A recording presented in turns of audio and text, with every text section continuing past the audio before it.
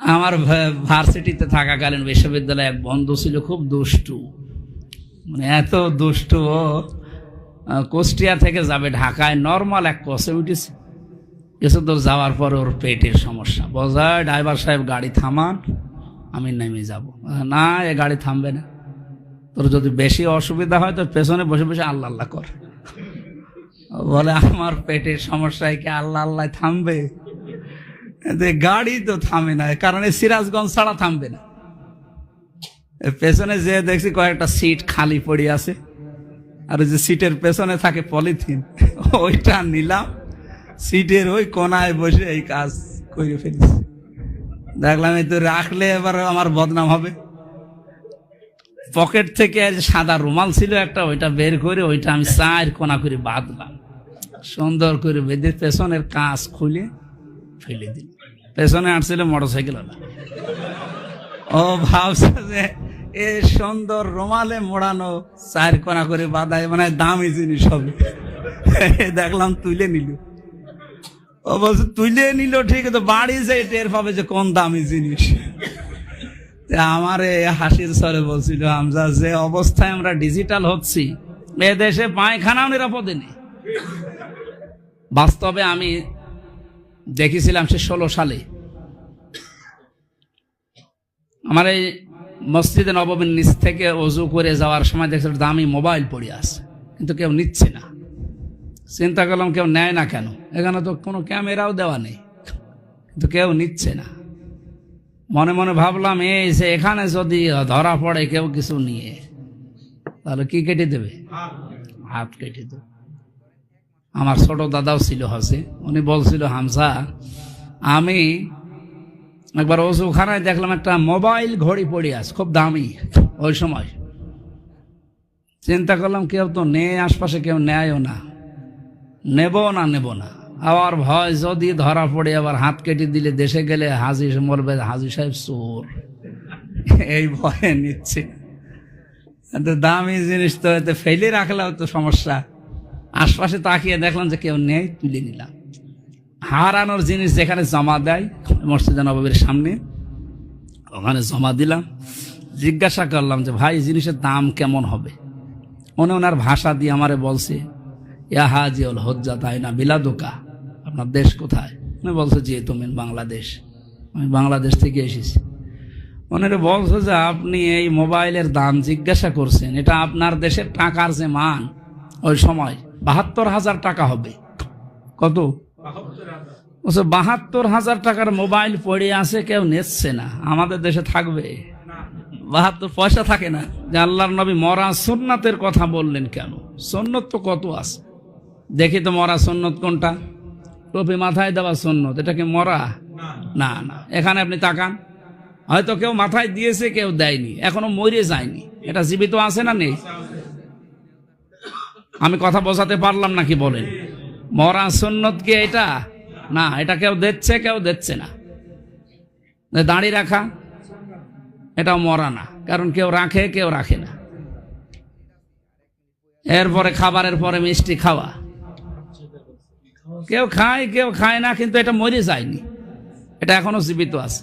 একটা একটা করে আমি প্রায় সুন্নত যত মাথা থেকে পা পর্যন্ত মিলিয়ে দেখলাম, না কোনোটা তো মারা যায়নি, একটা মারা গেছে। কয়টা? একটা মারা গেছে। 10 বছর নবী এই কোরআন দিয়ে রাষ্ট্র চালিয়েছিলেন, এটা সুন্নাত, এই সুন্নত মরে গেছে। আপনি কোন দিকে নেবেন আমি জানি না, এইটাই বাস্তব। আপনি যদি এইটা মরা সুন্নত বলেন, না আমি মরা বলবো না, কারণ কেউ রাখে, কেউ রাখে না, এটা মরে যায়নি একেবারে। এটাও সুন্নত, মরা না, এটাও আছে। খাবারের পরে মিষ্টি খাওয়া, এটা তো আরো বেশি আছে। অন্য সুন্নত না মানলেও এটা মানে অনেকে। তার মানে একটা সুন্নত আমরা দেখতে পাচ্ছি মারা যায়নি। মাংতা মাসসাকা বিসুন্নতি ইনদা ফাসাদি উম্মতি, আমার উম্মতের যখন দুরবস্থা চলবে, ওই সময় যদি একটা মরা সুন্নত কেউ চিন্তা করতে পারে, ফালাহু আজরে, যে ফা দিয়েছেন মাঝখানে,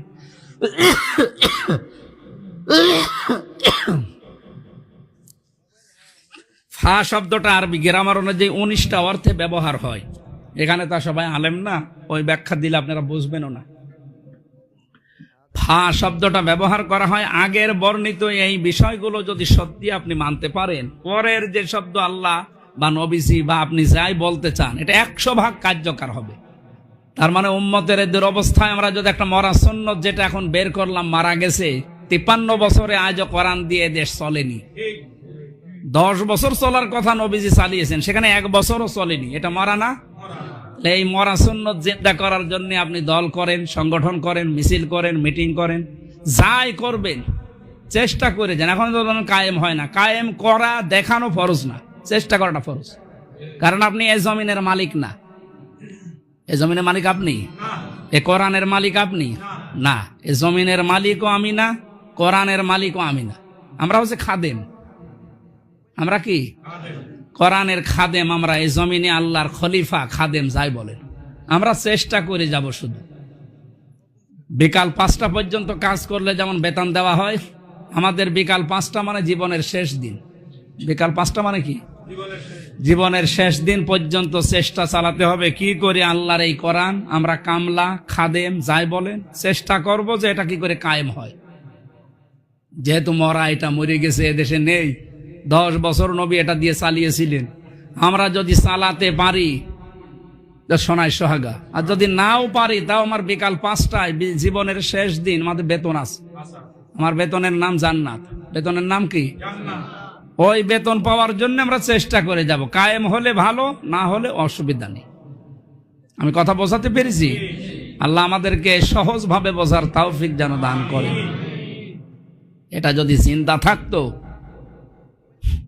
বাস্তবে আমি দেখেছিলাম সে 16 সালে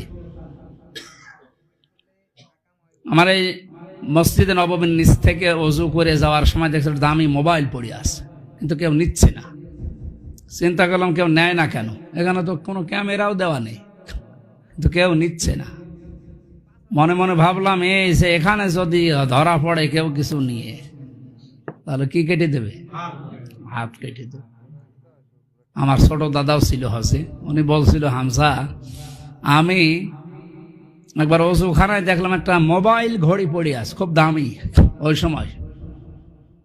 চিন্তা করলাম কেউ তো নেই আশপাশে, কেউ নেয়ও না, নেব না। আবার ভয় যদি ধরা পড়ে আবার হাত কেটে দিলে দেশে গেলে হাজি বলবে হাজি সাহেব চোর, এই ভয়ে নিচ্ছে। দামি জিনিস তো এতে ফেলে রাখলেও তো সমস্যা। আশপাশে তাকিয়ে দেখলাম যে কেউ নেই, তুলে নিলাম। হারানোর জিনিস যেখানে জমা দেয় মসজিদে নববীর সামনে, ওখানে জমা দিলাম। জিজ্ঞাসা করলাম যে ভাই জিনিসের দাম কেমন হবে? উনি ওনার ভাষা দিয়ে আমারে বলছে, ইয়া হাজিউল হজ্জা তাই না বিলাদুকা, আপনার দেশ কোথায়? উনি বলছে যে তুমি বাংলাদেশ। আমি বাংলাদেশ থেকে এসেছি।